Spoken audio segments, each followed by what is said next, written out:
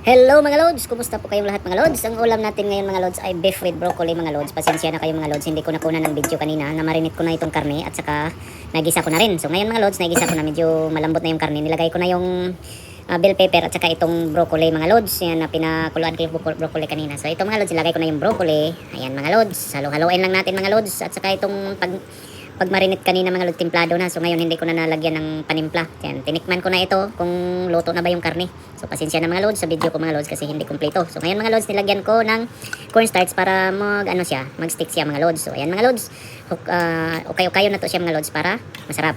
Yung halo-halo na may halong pagmamahal mga lods. So ayan na mga lods, luto na siya. Ngayon magsukad na ako mga lods. So kain na naman mga lods. Mga unta ninyo mga lods. Kain tayo mga lods. Lord, maraming salamat sa pagkain. Kain tayo with broccoli ang ulam natin ngayon mga lods. Dali, kain tayo. Maraming salamat mga lods. Patuloy yung pasuporta sa mga video mga lods. Mag-ingat po kayo pala.